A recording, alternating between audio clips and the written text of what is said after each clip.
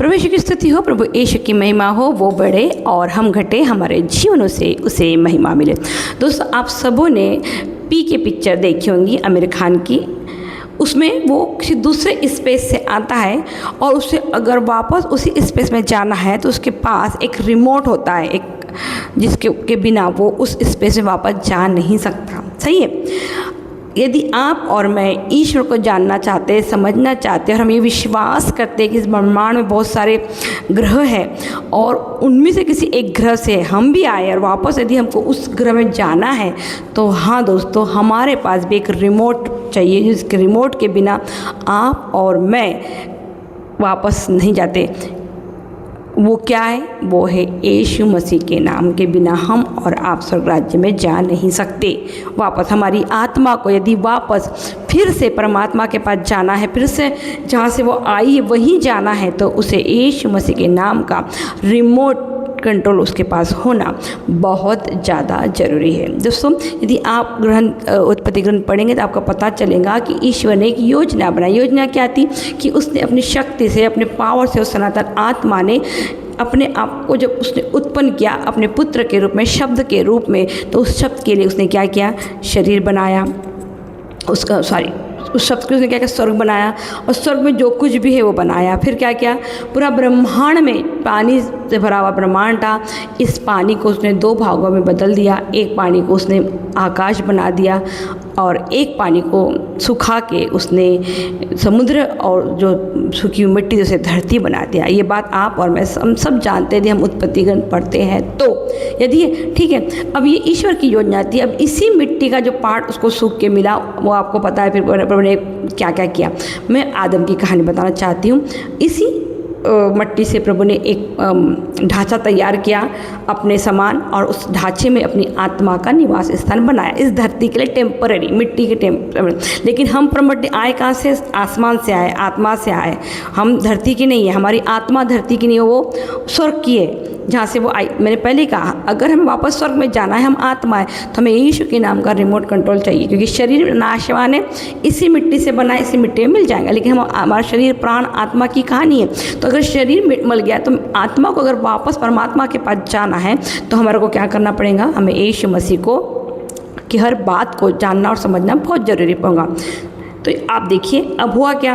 पिता की योजना ये थी कि वो जैसे स्वर्ग में अपने पुत्र के साथ थे, वैसे वो क्या करे? घूमते घूमते धरती पे भी आए, अपने इस आदम से, इस हेवा से भी मिले, बातचीत करे, जो भी उनका समय है साथ में बिताए। ये योजना पिता की थी। अब देखिए, मनुष्य ने अपनी बुद्धि का इस्तेमाल किया। एक जो योजना ईश्वर ने बनाई वो उसके विरुद्ध में योजना शैतान ने बनाई। उसने जाके हेवा को बोला कि तू ये फल खा ले और तो क्या हो जाएंगी? ईश्वर के सदस्य बन जाएंगी। सही है। अब वो डिटेल में मैं नहीं जाऊँगी। मैं सिर्फ आपको मेरे आज के इस वीडियो का मेन मकसद है कि जब मनुष्य ने अपनी बुद्धि का इस्तेमाल किया है और कोई डिसीजन ली है, तो उसका सबसे ज़्यादा हर्जाना, सबसे ज़्यादा भुगतान पिता ईश्वर, पुत्र ईश्वर और पवित्र आत्मा ईश्वर, इन तीनों को भुगतना पड़ा है। तो पहले आदम और हेवा ने गलती किया और उनको क्या करना पड़ा? उस प्रभु को उस अदन की वाटिका से निकालना पड़ा। लेकिन सिर्फ शरीर बाहर निकला क्या? नहीं, पिता की आत्मा भी उस अदन के वाटिका से बाहर निकल गई, क्योंकि पिता ने तो अपने आत्मा को वहाँ रखा था ना उस शरीर के साथ, कि वो क्या करे? इस शरीर में रह के इस अदन की वाटिका की देखरेख करे, इंजॉय करे लाइफ जीवन। हाँ, बुढ़ापा उसको भी अमर जीवन था, उसको भी मृत्यु नहीं थी। लेकिन देखिए, मनुष्य ने जब अपने दिमाग का इस्तेमाल किया, प्रभु को उसका हर्जाना कैसा है?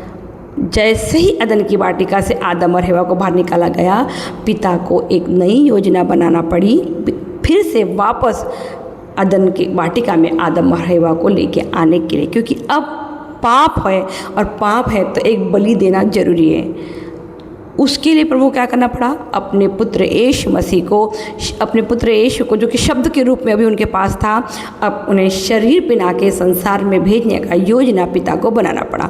फिर देखिए, फिर से थोड़ा देर आगे जाइए, जब नूह हो गया और उसके बाद फिर आप देखिए इब्राहिम से प्रभु ने बात करना शुरू किया। इब्राहिम को 75 साल की आवाज़ में पिता की आवाज़ सुना, 75 साल की उम्र में पिता की आवाज़ सुनाई दी। ठीक है, सारा अब तक किसी बच्चे को जन्म नहीं थी, वो अभी भी एक बांझ थी। वो चाहती तो हागार को, जो बाद में उसने बोला, पहले भी बोल सकती थी कि तुम क्या करो, मेरे पति से मुझे, क्योंकि उस वक्त तो दासियों का ही काम ही था कि अपने मालकिन के लिए क्या करें, बच्चे जन्म करके दे। जैसे कि आज हम सरोगेसी मदर के बारे में सुनते हैं, वैसे वो पहले, ये कुछ नई बात नहीं है, बहुत पहले का ये इज़राइलों के ज़माने से चलते हुए ये आ रहा है। तो 75 साल की उम्र में, और वो शायद 70 साल की होंगी सारा, दोनों पति पत्नी साथ में थे, लेकिन कभी भी सारा के दिमाग में ये बात नहीं आई कि उसको अपने पति को बोल के हागार से कोई बच्चा उत्पन्न करना चाहिए। लेकिन जैसे ही इब्राहिम को पिता परमेश्वर, जैसे अब्राहम को पिता की आवाज़ आती है, वो इब्राहिम बन जाता है, और सारा बन जाती है। फिर शैतान के, जैसे ही प्रभु ने उनके जीवन में एक योजना लाई, शैतान ने फिर योजना बनाई, सारा के दिमाग में घुसा। जब पिता ने इब्राहिम से कहा था कि मैं तेरे वंश को ये आगे बढ़ाऊंगा, उसको रेती के दाने करूंगा, तो सारा को अपनी बुद्धि चलाने की ज़रूरत नहीं थी। लेकिन देखो, अब इतने साल से उसने अपनी बुद्धि नहीं चलाई, लेकिन अब जैसे ही पिता ने उसको सारा से सारा कर दिया, अब्राहम को इब्राहिम कर दिया, और पिता की आवाज़ किसी वो उनका जो कनेक्शन हो गया, शैतान ने उसके मन में विचार डाल दिया। उसको लगा मैं तो बाँझ हो गई हूँ, मेरे से तो बच्चा हो सकता नहीं। मैं भी ईश्वर ने सोचा होगा कि मेरे नौकरानी के द्वारा इब्राहिम का बच्चा, और इब्राहिम के बच्चे के द्वारा हमारे दासी के बच्चे के द्वारा वो क्या करेंगे, हमारे वंश को आगे बढ़ाएंगे। अब देखो इसका कितना बड़ा भुगतान होना हुआ मेरा बोलने का। मुझे जो आपको बताना है, हागार सारा की एक गलती, और इब्राहिम ने भी क्या किया, इस बंदे ने भी उसकी बात को मान लिया। इसने भी ये सोचा, अगर मैं, ये तो इतने साल से मेरे साथी थी, अगर पिता की योजना मुझे नौकरानी के बच्चे से ही बाप बनाना होता तो वो तो बहुत पहले ही कर देता ना, लेकिन ऐसा हुआ क्या नहीं, तो मुझे पिता से पूछना चाहिए, ऐसा इब्राहिम को भी। लेकिन उसने भी बात मान ली, सही है ना, और बच्चा हो गया। अब देखिए, हागार से हुआ उस बच्चा, क्योंकि वो इब्राहिम का खून उसमें था, पिता उसको भी त्याग नहीं सकते थे, तो मजबूरी में पिता को भी उसको आशीर्वाद देना ही पड़ा। लेकिन देखिए, एक गलती इब्राहिम और सारा की आज पूरे मानव जाति को, मुसलमान नाम का जो इज़राइल लोगों को तकलीफ़ बर्दाश्त करना पड़े, इतनी बड़ा परेशानी 600 साल से झेलनी पड़ रही है। तो मैं आपको बताना क्या चाहती हूँ, हमारे वजह से सिर्फ ईश्वर को दुख और तकलीफ और परेशानियाँ ही हुई है। ये तो उसकी महानता है, उसका प्रेम है, जो हमको संभाले हुए बांटे हुए बचा के रखा हुआ है। वरना हमने तो आज तक ऐसा कुछ भी नहीं किया है जिसकी वजह से ईश्वर का कोई फ़ायदा हुआ है। पहले आदम हवा ने गलती की तो उसको योजना बनानी पड़ी अपने पुत्र को मनुष्य बना के संसार में भेजने की। इब्राहिम सारा ने गलती करी कि जो एक ही था, उसको एक मुसलमान की इतनी बड़ी जाति उत्पन्न हो गई। फिर और आगे जाएंगे आप, यहूदियों ने गलती करी। क्या बोला प्रभु ने कि तुम इस रास्ते से चलो, तो नहीं, हम इस रास्ते से जाएंगे नहीं। तो आप देखिए, पिता को 40 सालों तक उनको झेलना पड़ा। जो रास्ता 11 दिन 12 दिन का था, वो रास्ते के लिए प्रभु को उनको 40 सालों तक झेलना पड़ा। किस डिसीजन किसका था?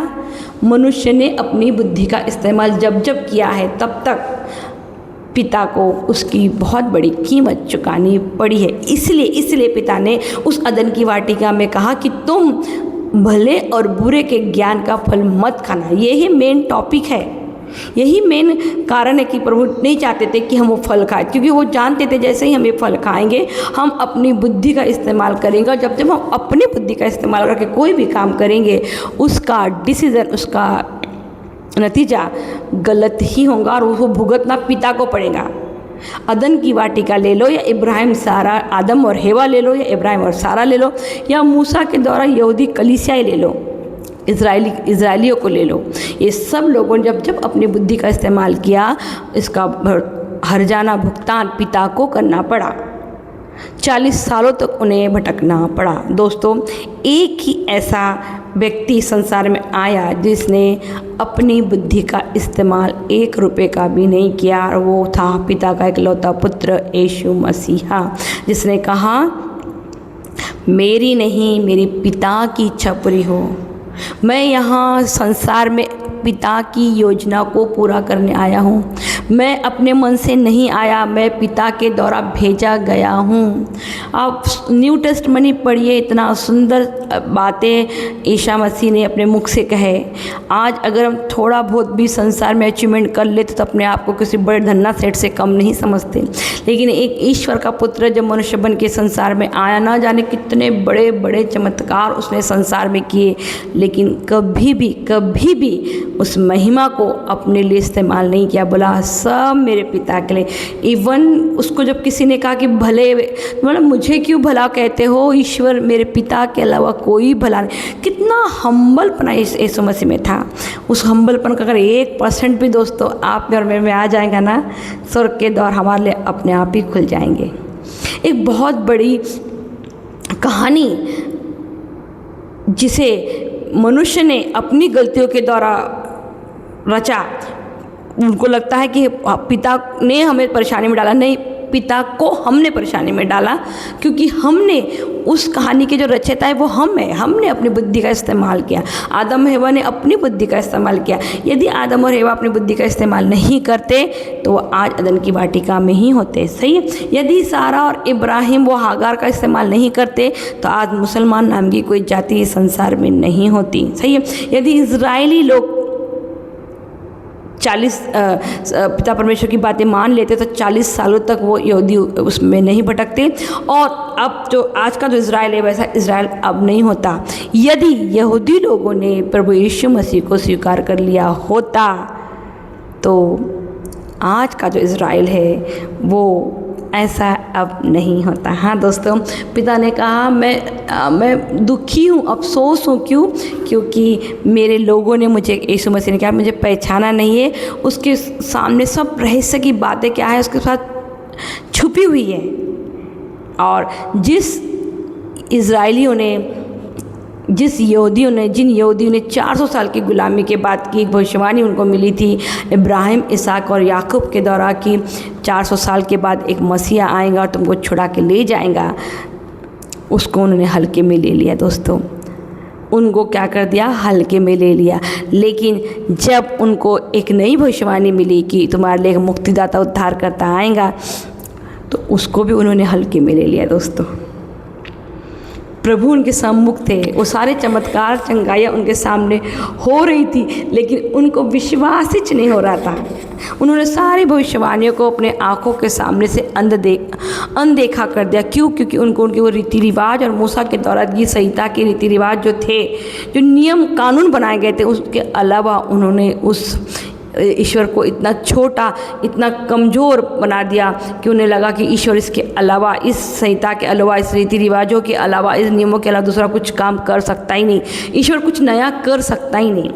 उन्होंने ईश्वर को भी मनुष्य की छोटी सोच के से आका। और आज आप और मैं भी कहीं ना कहीं यही गड़बड़ी कर रहे। दोस्तों, मैं फिर कहती हूँ, मैं बार बार कहती हूँ और मैं अपने हर वीडियो में कहते रहूँगी, कलीसिया ईसा मसीह की है, वो किसी संस्था से की नहीं है। ईसा मसीह स्वयं अपनी कलीसिया को चुनेंगे। पहली बात, आप यदि परंपरा साथ लेते होंगे तो वहाँ पे कहा गया है कि ये मेरा शरीर है, ये सबों के लिए बलि चढ़ाया गया है। हाँ, यीशु मसीह के बलिदान के द्वारा सबके हर मन जाति के पापों की क्षमा मिल गई है। लेकिन जब रक्त की बात आती है तो क्या लिखा है? वहाँ बहुतों के पापों की क्षमा के लिए बहाया जाएगा। हाँ, ये बहुत बड़ा बात है, जो डिफरेंस है, जो हमको जानने की ज़रूरत है।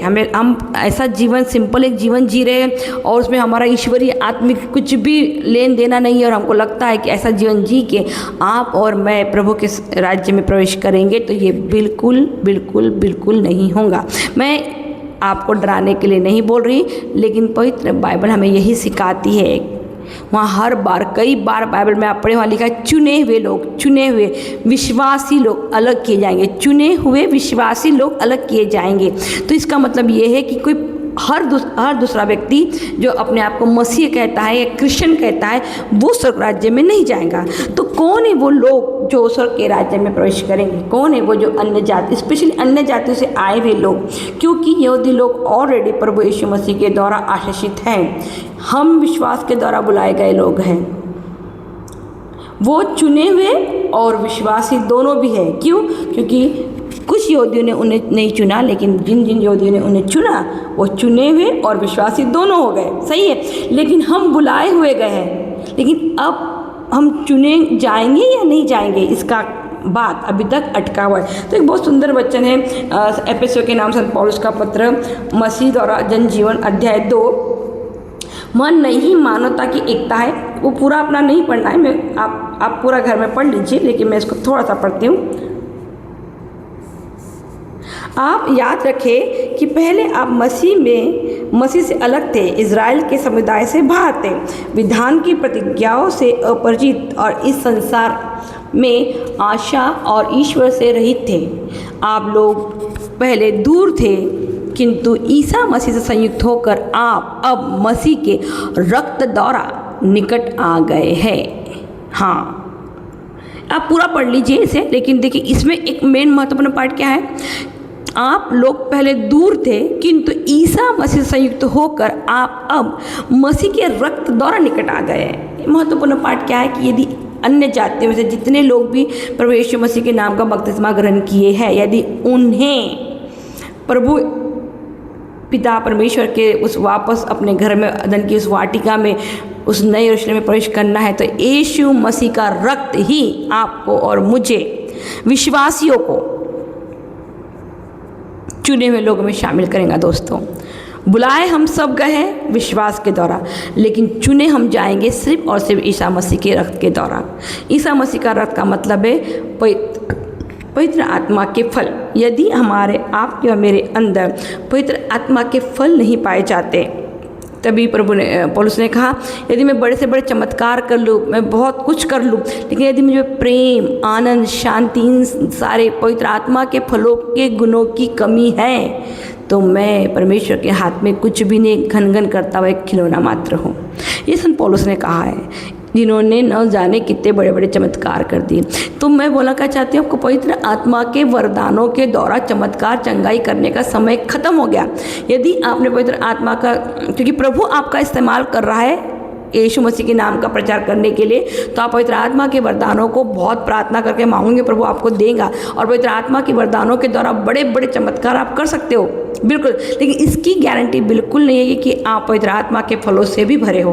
बहुत बड़े बड़े प्रचारक दुनिया में हैं जिनमें ये कमियां पाई जाती हैं। इस जब पौलुस से बड़ा तो कोई प्रचारक नहीं होगा, लेकिन वो खुद कह रहे हैं कि यदि मुझ में पवित्र आत्मा के फलों की कमी है, अब पवित्र आत्मा के वरदानों का समय खत्म हो चुका है, अब पवित्र आत्मा के फलों का समय है, क्योंकि कलीसिया उठाई जाने वाली है। प्रकाश से वाक्य लगभग उसके आधे से ज़्यादा भविष्यवाणी पूरी हो चुकी है। क्या लिखा था, सूरज आग उगलेगा। आज आप जाके यूरोप में देखिए, न्यूज़ तो आपने पढ़ी होंगी ना। हम इंडियन लोग 45, 47, 48 में भी हम जिंदा रह रहे, वो यूरोप कंट्री के दोस्त लोग 40 में भी हजार लोग मर गए। एसी काम नहीं कर रही वहाँ। ये सब ऐसे ही नहीं हो रहा, भूकंप पे भूकंप कंटिन्यू आ रहे। किसी एक देश में भूकंप आके रुक गया ऐसा नहीं, भूकंप हर जगह आ रहे हैं। और धुआं, मिसाइलें, हर देश में हर दूसरा देश झगड़ा करने के लिए तैयार है। क्यों? क्योंकि प्रभु ईश्वर का आगमन बिल्कुल निकट है। दोस्तों, इसके पहले कि तीसरा वर्ल्ड वॉर हो, इसकी ये जो है क्या बोलते उसकी बेसिक चीज़ें तैयार, तीसरे वर्ल्ड वॉर के लिए पृष्ठभूमि तैयार की जा रही है। लेकिन तीसरे वर्ल्ड वॉर के पहले कलीसिया का उठाया जाना बहुत जरूरी है। कलीसिया कौन है? जो यीशु मसीह जिसको चाहेगा उसको उठा के ले जाएगा। वो कैथलिक की हो, प्रोटेस्टेंट की हो, बिलीवर्स की हो, साक्षी की हो, किसी की भी हो, कोई भी रीति रिवाज आपको स्वर्ग राज्य में नहीं लेके जाएंगे। आप कितने घंटा प्रार्थना करते हैं ये आपको स्वर्ग राज्य में नहीं लेके जाएगा। आप कितना दान धर्म करते हैं ये आपको स्वर्ग राज्य में लेके नहीं जाएगा। क्योंकि मैंने पहले भी अपने कई वीडियो में बताई, अब फिर बताती हूँ कि आपसे भी ज़्यादा दान धर्म करने वाले लोग सिंधी, पंजाबी और अन्य जाति धर्म के लोग हैं। आजकल तो हर जगह जगह खाना बट रहा है, कपड़े बट रहे हैं। आज तो हॉस्पिटल का भी सारी फैसिलिटी फ्री हो गई है। कई ऐसे संस्थाओं ने हॉस्पिटल तक फ्री कर दिए हैं कि लोग वहाँ जाके अपना पूरा इलाज कर सकते हैं। अब कई कैंसर की संस्था ऐसी आ गई, क्योंकि कैंसर कचरे के समान लोगों को हो रहा, तो ऐसी कई संस्थाएं कैंसर की आ गई है जो फ्री में पूरा इलाज कर रहे हैं। इसका मतलब क्या है? मनुष्य हर वो योजना बना रहा है जिससे शरीर की रक्षा कर सकते हैं। लेकिन क्या आप और मैं मिलके आत्मा बचा सकते हैं। आत्मा सिर्फ और सिर्फ मसीह के नाम से ही बच सकती है, और वो बच सकती है उसके रक्त के द्वारा। क्यों? क्योंकि यदि जब तक आप और मैं पवित्र आत्मा के द्वारा, पवित्र के रक्त के द्वारा उस आत्मा के फल हमारे चरित्र में नहीं आएंगे, हमारे गुणों में नहीं आएंगे, तब तक हम प्रभु यीशु मसीह के प्रतिरूप नहीं बनेंगे। और यीशु मसीह का जो रक्त है, ये रक्त इस बात का प्रमाण है। आत्मा के गुणों से भरा पड़ा रक्त है यीशु मसीह का, वो गुण आप में और मुझ में भी चाहिए। यदि ये गुण आप में और मेरे में नहीं है तो आप बड़े से बड़े पहाड़ चढ़ जाइए, घुटनों पे जा के नवीना पढ़ लीजिए, जो मन्नतें करना है कर लीजिए। स्वर्ग का राज्य जोमेटो और स्विगी से ऑनलाइन डिलीवरी नहीं हो सकता। इसके लिए आप और मुझे एक कीमत चुकानी पड़ेगी, और कीमत क्या है? क्रूस। आप चाहते हो कि हम बिना किसी क्रूस के स्वर्ग राज्य में चले जाए। आज क्रूस कोई उठाने को तैयार ही नहीं है। मैंने पिछले वीडियो में कहा कि प्रेम सब कुछ कर सकते हैं। आई लव यू बोलना इज वेरी इजी, लेकिन आई लव यू के बाद आने वाली जिम्मेदारी, सेवा, फ्री में सेवा कौन करेगा? वो नहीं होता। आज हमारे घर के लोगों की सेवा करने के लिए भी हमको बाहर से भाई नर्सेस को लाना पड़ रहा। क्यों? क्योंकि हम कर ही नहीं सकते, वो हमें पेशेंस ही नहीं है। हम 1000-10,000 रुपये देकर दूसरे भाई को बुला लेंगे, लेकिन हमारे अपनों की सेवा को हम हैंड ओवर कर देते हैं। जो कर रहे हैं वो डेफिनेटली स्वर्ग राज्य में जाएंगे। सेवा और प्रेम ईश्वर का ये है, वही तो करने आए थे यीशु मसीह। सेवा करी, प्रेम किया करके सेवा भी करी। किसकी सेवा करी? हर दूसरे व्यक्ति की सेवा करी प्रभु ने, और चिड़चिड़ करके नहीं करी। और हम हर दूसरा क्रिश्चियन व्यक्ति सेवा करवाना चाहता है, मैं बड़ी। प्रभु ने कहा लिखा है भैया, मैं बड़ी मैं छोटी। अगर आपके हाथ पैर सही सलामत है, आप किसी के लिए कुछ कर सकते तो कर दो ना बाबा, क्या प्रॉब्लम है? और आप ही का अपना परिवार है ना। आपके अपने परिवार में आप नहीं करोगे तो फिर किसके लिए करोगे? बाहर जाके अच्छा बनना बहुत आसान काम है, घर में अच्छा बन के दिखाइए। एनीवे चलो, ये मेरा टॉपिक नहीं है। टॉपिक क्या है? क्योंकि वही क्या है, आप लोग पहले दूर थे, यानी हम लोग पहले दूर थे, किंतु ईसा मसीह से संयुक्त होकर आप अब मसीह के रक्त द्वारा निकट आ गए। किसके द्वारा? मसीह के रक्त के द्वारा। यही है, बहुतों के लिए भाया जाएगा। पापों की क्षमा हर एक हिंदू, मुसलमान, सिख, ईसाई, जितने भी लोग हैं सबको मिल गई यीशु मसीह के द्वारा। वो किसी के लिए, प्रभु किसी को पापी के रूप में देखते नहीं। इस ईश्वर किसी को भी पापी के रूप में नहीं देखते। यीशु मसीह के द्वारा वो सबको अच्छी आत्मा के रूप में देखते। लेकिन जो व्यक्ति ईसा मसीह के रक्त से संयुक्त होगा, उसी में पवित्र आत्मा के वो गुण है, 9 गुण वो पाए जाएंगे। उसी में प्रेम और सेवा की भाव आएगा। यदि आप में ये गुण, ये क्वालिटीज़ नहीं है, और आप सोच रहे हो कि मैं हर संडे को चर्च जाती हूँ, चंदे में दान देती हूँ, संडे को हर महीने का चंदा बड़ा देती हूँ, बहुत गरीबों को खाना खिलाती हूँ, कपड़े बांटती हूँ, और हर वो काम जो रीति रिवाज का पार्ट है मैं करती हूँ, क्या करता हूँ, तो मैं स्वर्ग राज्य जाऊँगा? तो नहीं होगा, क्योंकि आप प्रभु की शिक्षा के अनुसार कुछ भी नहीं करते। प्रभु तो कहता है कि अपना सब कुछ बेच के मेरे पीछे चले आओ। पहले स्वर्ग के राज की खोज करो, फिर तुम इस संसार की फिक्र मत करो, मेरा पिता तुमको सब कुछ दे देगा। क्या ऐसा जीवन हम जी रहे हैं? क्या हम सबको स्वर्ग राज्य के बारे में बरबली बोलते हैं, लेकिन विश्वास नहीं करते? यदि दोस्तों आपको इस राज्य के बारे में विश्वास नहीं तो मत कीजिए, कोई प्रॉब्लम नहीं। लेकिन अनंत आग है, अनंत आग। साइंस इस बात का प्रूफ देती है कि इस धरती में एक ऐसी जगह है, मैंने अपने पिछले कई वीडियो में इसके बारे में बताया, आज फिर बताती हूँ। धरती के गर्भ में एक ऐसी जगह है जिसे अनंत आग की जगह कहा जाता है। जो लोग उस अनंत जीवन में प्रवेश नहीं करेंगे वो उस अनंत आग में ही जाने वाले हैं। इसलिए आप लोग ज़्यादा टेंशन लीजिए मत। जैसा जीवन आपको जीना है वैसा ही जीवन जीते रहिए। लेकिन यदि आप उस अनंत जीवन में प्रवेश करना चाहते हैं तो जो यीशु मसीह के हिसाब से सही है वैसा वाला जीवन चाहिए। उन्होंने कहा, मैं नंगा था तो तुमने मुझे क्या किया? पिनाया। तुम मुझे बताइए कितने ऐसे लोग हैं जो क्रिसमस को, ईस्टर को, न्यू ईयर को लाखों लोग रुपए की शॉपिंग करते हैं। क्या ये हमारे माटी नगर में खुद कितने ऐसे परिवार होंगे जहाँ यदि हम सब ने मिलके अगर एक परिवारों के लिए भी क्रिसमस के कपड़े खरीदे ना दोस्तों, तो बिना किसी कपड़े के रह सकता नहीं। अगर हमने एक परिवार के बच्चों को एजुकेशन के लिए ले लिया तो हमारे माटी नगर में कोई गरीब रहेगा ही नहीं। लेकिन हम सब बटोरने में लगे हैं, एक है तो और एक, और एक है तो और एक, क्योंकि हमारे अंदर से फीलिंग आती नहीं। और देते हुए समुद्र से एक लोटा भर पानी निकाल के देते तो उसमें भी घमंड चढ़ जाता कि हम तो दान देते। भैया इस संसार में जहाँ कीड़े लगने वाले हैं, चोर चुरा के ले जाने वाले हैं, ऐसे संसार में अगर आपने बहुत सारा बटोर के रखा भी तो किसके लिए। और बच्चे, आजकल के तो बच्चे वैसे ही माँ बाप को पूछ नहीं रहे। सिया नाम का एग्जाम्पल तो आपने देखा, करोड़पति की लड़की है, लेकिन देखिए क्या लाइफ है, क्योंकि उसके पैसे उस बच्ची में चरित्र निर्माण नहीं कर सके। और ऐसी एक सियानी है, आज दुनिया की हर दूसरे लड़का लड़की ऐसा ही लाइफ चाहते हैं, दारू पीना, सिगरेट पीना, पार्टीज करना, शरीर की इच्छाओं को पूरी करने के लिए हर प्रकार का काम हमारे यहाँ के अब पीढ़ी कर रही है। और इसमें कोई बड़ी बात नहीं, प्रभु ने कहा था आने वाली पीढ़ी ऐसी होंगी, ये आ गई है पीढ़ी, अब नहीं है। आज न्यूज़ में देखिए कहीं ससुरे को जवाई ने मार दिया, किसी बेटे ने बाप को मार दिया, माँ बाप ने मिलके बेटे को सुपारी दे दिए, किसी माँ ने अपने प्रेम के चक्कर में, बॉयफ्रेंड के चक्कर में अपने छोटे बच्चे को मार दी। ऐसी ऐसी खबर जिससे बात समझ में आ जाती है कि बाइबल पूरी हो चुकी है।